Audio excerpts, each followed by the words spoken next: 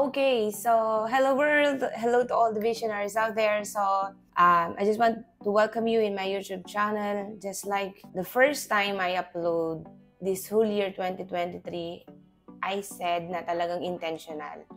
Kasi I have the belief na magiging successful ang isang bagay when it comes through success. Kapag nakabase talaga siya dun sa pinapagawa ng Lord sa buhay niya. Or magiging successful ang isang tao kung nakabase siya dun sa pinapagawa ni Lord. So, we have a purpose, we have assignment, and I do believe building a business through success ng business talaga.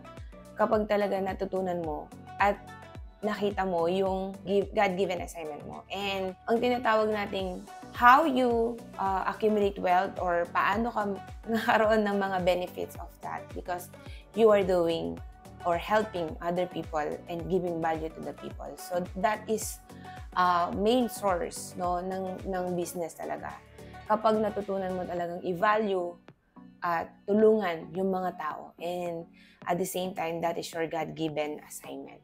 So sa Matthew 6:33 pa lang, malinaw na sinabi ni Lord, if you will seek me first, my kingdom and my righteousness, all these things shall be added unto us. So kaya ka mag-business because you know, no, natutunan mo or nalaman mo yung pinapagawa ni Lord sa'yo. At pag ganon, yung naging foundation mo dahil gusto mo talagang gawin yung assignment mo para kay Lord, I think matututunan mo lahat ng mga sistema kung paano magpalakad ng isang business. So, let's dive into our video and I hope mag-stay tuned ka. And if you are new to my channel, please subscribe for more videos like this. And also, I will gonna give you some tips and also education about how to build your purposeful online business. So, let's dive in.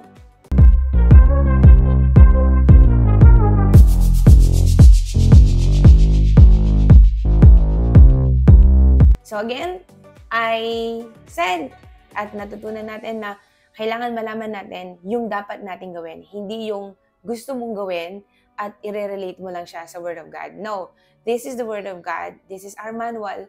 This is our direction. No? Sabi niya dito sa Hebrews chapter 11 verse 3, sabi niya, by faith, we understand that the universe was formed at God's command, so that what is seen was not made out of what was visible. So dito, gusto ko rin basahin siya sa NLT para mas lalo tayong malinawan. Actually, ngayon ginagawa ko talaga no King James Version. So yung mga ganun para mas lalo kong maunawan ano yung dapat kong gawin. So alam naman natin, the Word of God, sabi nga na sa Joshua, di ba? Meditate it day and night so that whatever you do, di ba, magpa-prosper. So sa NLT version, sabi niya, by faith, we understand that the entire universe was formed at God's command, that what we now see did not come from anything that can be seen.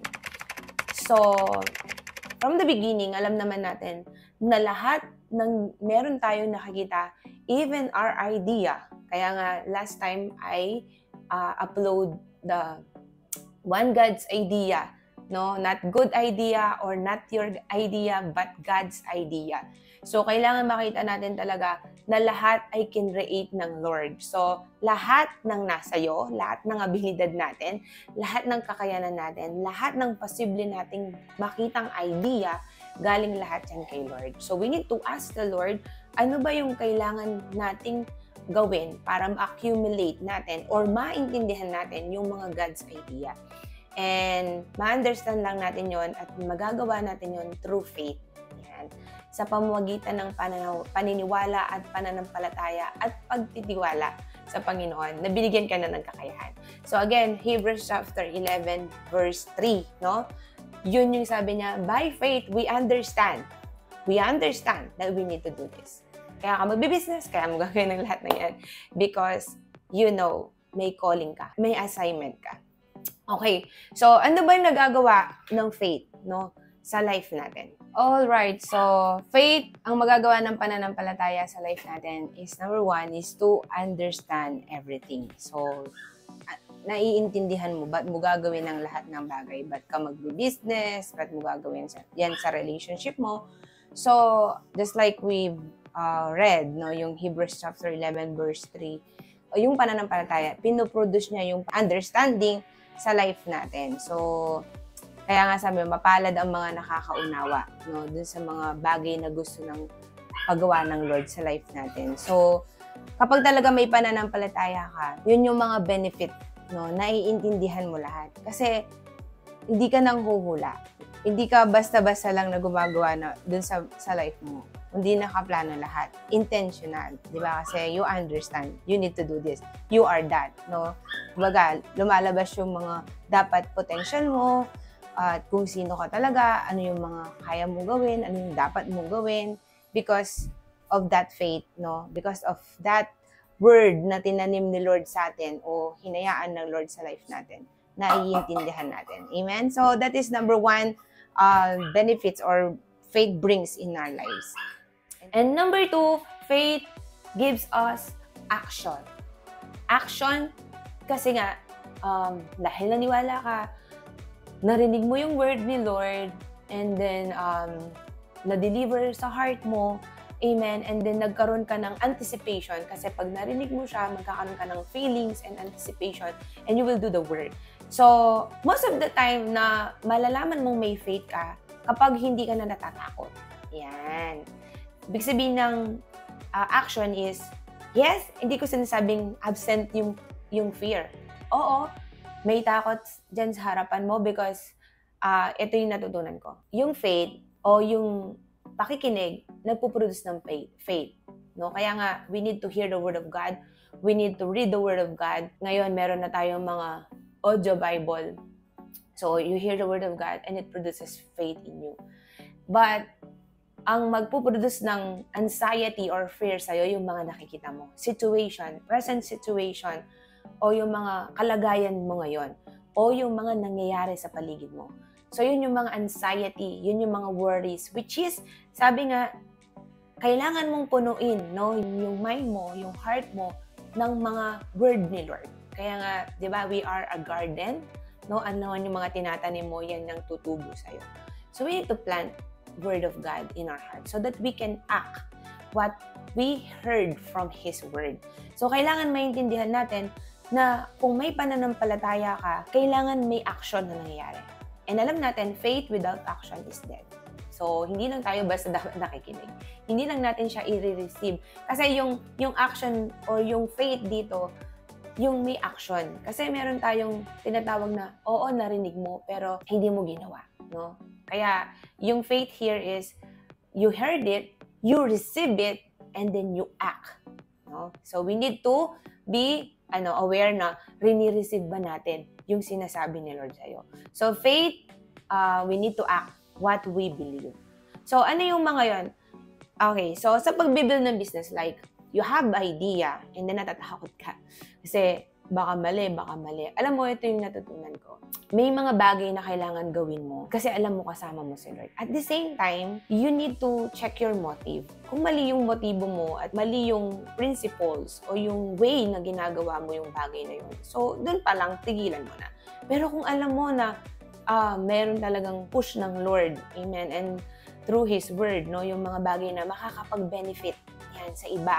At the same time, dahil naging experience mo siya, and natutunan mo siya through online, and then you want to be a blessing and you want to help other people, so act, di ba? So, gamitin natin yung mga sistema na ngayon kung paano natin ma-reach yung iba. So, yung mga ganun, you need to act kung paano mo masiserve yung ibang tao. Kasi yun yung faith. Ayaw kasi ng kalaban, kaya binibigyan ka na ng fear, pinapakita niya yung present situation mo, kasi ayaw niyang umalis ka dun sa comfort zone mo. Ayaw niyang ma-discover mo yung greatness mo. So, again, faith brings action. So, kung wala ka pang ginagawa ngayon, I think, hindi mo siya na-receive. Narinig mo lang siya. So, if you want to, maano yung benefit ng pananampalataya mo, you act. No? Gawin mo yung pinapagawa ni Lord. Again, hindi natin i-validate yung gagawin natin. Kumbaga, gagawin ko to, tapos hahanap ka ng relevant word from the Word of God. No. You learn the Word of God, you heard the Word of God, and we apply the Word of God. Diba? Yun yung gagawin natin. So, we are doing our assignment. That is our manual, diba? The Word of God. Yun yung faith, no? Action. Kasi ako, yun yung isa sa mga ginawa ko talaga. So, pahapyaw pa. No? Wala pa akong masyadong skills. And again, ang dami kong doubt. Pero alam mo, yung pananampalataya ko, sabi niya, you need to act, you need to act, you need to act. And then I learned the process. Baga nagkaroon ako ng lightning moment. Yan. Nabuksan yung pangunawa ko. Ganito pala yung business. Okay. So I will do this. I will accumulate the skills. I will learn this along the process. Alam mo ano yung na-overcome ko? Yung fear. Yung limitation ko. Yes, I have a lot of things na need ko pang i-improve. I admit that. And one na ginawa sa akin ng action is learn the process, accept kung ano yung level mo ngayon, and accept that you need to improve on this area. So yun yung mga action na ginawa ko. So I open my camera, I talk to the camera, I do content, no? I motivate, inspire the people. I talk to the people on how I can help them. I learn the skill to talk to them. Alam mo, ang dami kong parang fear doon, pero I want to act, no? Kung ano yung mga naunawaan ko. So, yun yung kailangan natin gawin. Faith produces action. And then number 3, faith produce awareness. Yan. So, dito naman, yung awareness, yung kagaya ng mga relevant sila. Awareness about of what God gave you or yung mga given talent ni Lord sa'yo. So, magiging aware ka na, okay, so I am unique. I will not compare myself to anyone. I have a chapter, a season, a level na kailangan gawin. So, ang gagawin natin, we will only be inspired for the people na nakagawa ng mga ganun. So, ang gagawin mo talaga is you will be aware of yourself, yung mga kaya mong gawin, at yung mga pwede mong gawin, no? At the same time, yung mga hindi mo pa level. So, maintindihan mo. So, dun sa hindi mo pa level, ang gagawin mo talaga is to master your skills, master the things that you need to learn, no? Master the process, ano yung mga dapat mong i-apply, paano mo madidiscover yung purpose mo, yung mga ganang bagay. So, you need to be, faith brings awareness in us. At maintindihan mo, okay, Lord, this is my process. This is my level, so I need to level up. No? So, at ang gagawin mo talaga is awareness also in yourself that ano ba yung mga ginagawa ko para mag-improve ako? So, yung mga ganung bagay. So, meron din akong ginawang video about 12 habits that can help you to be successful or habits na makakatulong sa'yo mag-grow.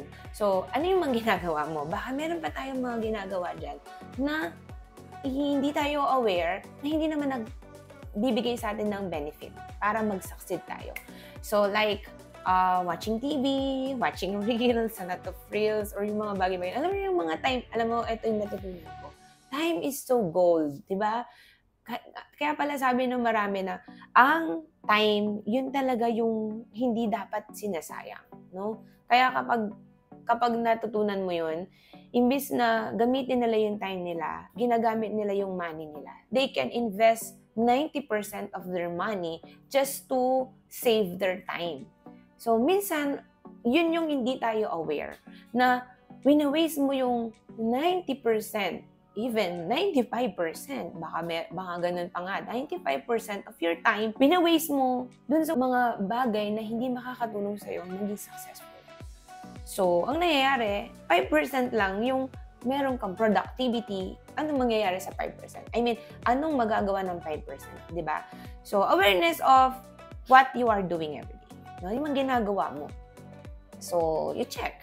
Number 1, kailangan talaga, again, ulitin ko, para maging intentional talaga yung success. At true success talaga, we need to know, understand the Word of God. No? So, yun, kailangan maintindihan natin. Sa Hebrews chapter 11:3, again, faith. By faith, we understand. By faith, we will know. By faith, no, magpuproduce ng true success in us. So that is one of, yung pananampalataya magpuproduce ng awareness sa life natin. Alright, so last one is by faith.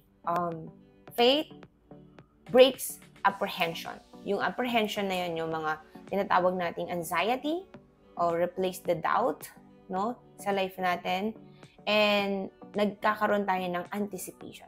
So, anxiety, ang anxiety pala, magkaiba yung fear at saka anxiety. Yung fear, yung present danger. Nandyan talaga siya, nangyayari talaga sa Yung anxiety, yung hindi pa nangyayari, pero naiisip mo na yung negative.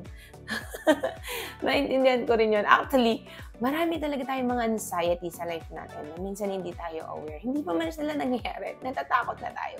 So, anong nangyayari? Hindi na natin nagagawa, napaparalyze tayo. Meron tinatawag na sa pag-a-analyze natin ng mga bagay-bagay, nagiging paralyzed tayo tuloy. Napaparalyze tayo dun sa pwede natin gawin. So, anxiety pala yun, hindi siya fear. So, fear is present danger. Nandyan talaga siya.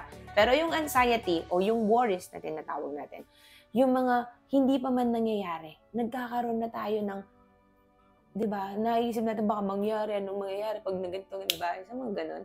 So, pag nagkaroon tayo ng pananampalataya, na re-replace yun, yung anxiety natin. So, hindi tayo natatakot kung anong mangyari, anong result. So, we need to repeat.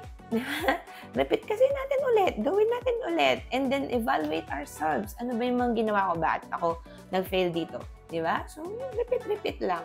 Alam mo, alam ni Lord yun eh. God will give us a new beginning, a new opportunity, and also a learning and lesson. Actually, totoo yun eh. Kapag hindi ka nag-learn dun sa mga present situation mo, no, yun yung uulitin mo talaga, yung process. Mauulit mo talaga yung process. Pag hindi ka man naging aware na ulit-ulit yun, so ang gagawin mo, hindi mo na gagawin kasi may takot ka na mauulit. Pero pag ganito yung attitude mo na, okay, so nag-fail ako, so gagawin ko siya ulit, so ang gagawin mo, evaluate mo yung self mo. Ano ba yung ginawa mo? Ano ba yung mga action na ginawa mo? Bakit ka nag-fail?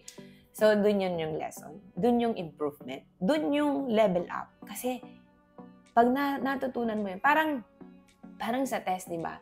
O, nung una, hindi mo pa alam yung 1 plus 1, di ba? Tapos, 1 plus 6, no? Nagkamali ka, di ba? So, susunod, dahil alam mo na, di ba? So, ngayon, syempre, hindi alam na natin, baga, kahit ano mo lang sa isip mo. Pero kung dun ka pa lang sa level ng grade 1, grade 2, di ba? Or kinder. Siyempre, hindi mo pa talaga alam yun. So, ang gagawin, repeat nila yun. So, meron mga lesson plan, may mga... So, sa life natin, ganun din eh. So, kung hindi natin siya matututunan, magre-repeat ka talaga. So, kung hindi ka naman magiging aware, ulit-ulit lang yung pagbagsak mo. Ulit-ulit yung pag-fail mo. Ang problema nun, dahil hindi ka aware, no, himbis ma-replace ng joy o ma-replace ng anticipation, ang ginagawa mo, napaparalyze ka na at hindi mo na gustong gawin. Nagkakaroon ka na ng fear at ayaw mo na siyang subukan. Wala nang mangyayari sa'yo. I mean, ang mangyayari sa'yo, dun ka na lang. You will stay on your level. So again, nawawala yung mga worries, nawawala yung anxiety, and then nagpo-produce ng positive action at the same time anticipation sa heart natin. At kapag nag-produce na ng feelings sa heart natin, doon na tayo magkakaroon ng tinatawag na creativity. Yan. Magkakaroon na tayo ng, sa isip mo, gumagana na yung mga cells mo dyan at nagkakaroon ka ng, yun nga, creativity, at the same time, positivity sa life mo, excitement, joy, di ba? And purpose, significance, parang ganun. Because you want to do yung feelings. Yung feeling na, okay, so kunyari ganito. What if nagkaroon ka ng multi-million business? What if nagkaroon ka ng malaking company? Yan. So, ano mangyayari? Number 1, fulfilled. Kasi, magiging blessing ka. Siyempre, ikaw, alam mo naman na yung mga needs mo lang. Diba? Yun yung fulfillment. Yung fulfillment doon, you will be a blessing to your family, you will be a blessing to your ministry, you will be a blessing to other people. So, imagine kung meron kang company, meron kang multi-million business, ang dami mong taong pwedeng tulungan. Diba? So, alam nyo, depende kasi yan. Yung sinasabi, money is the root of all evil. Depende. Kung ang money, ang sarili lang, yun yung evil. Kasi ayaw mo siya share. But, pag ang heart mo, if you have a generous heart, if you have a right intention, right motive, diba? Imagine, you have that kind of heart, and God bless you with those opportunity. Imagine yung mga taong pwede mong tulungan. Imagine na yung mapoproduce mong opportunity to other people. So again, faith, breaks apprehension, or faith breaks doubt, anxiety sa life natin. So, alam nyo, how I start my business, kaya nga, you need to faith now, pananampalatayang matindi talaga. Act what you believe. You are a child of God. I know I can do it. I know I will figure it out. So, din ako nag-start. Until I have my first client, 2 client, next clients, and hindi na ako natatakot magsalita sa camera. No, dati din kasi natatakot ako. Until I know I have a purpose behind all of these things. And I have the vision. I have the mission.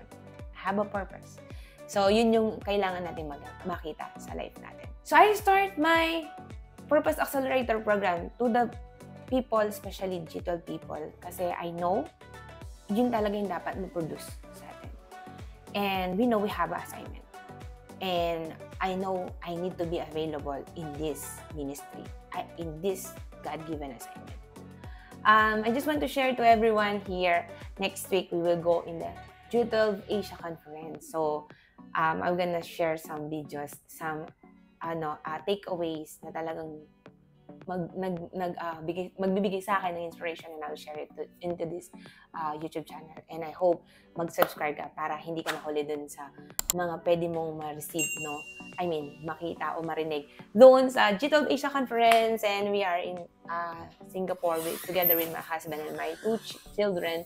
And again, we know we can do all these things. Excited tayo na gagawin yung mga bagay na yun. So again, if you want to learn about how to build a purposeful online business, you can comment below. You just send a message or ask a question, yung talagang specific question mo kung paano ka makakapag-build ng online business. So just drop comment below.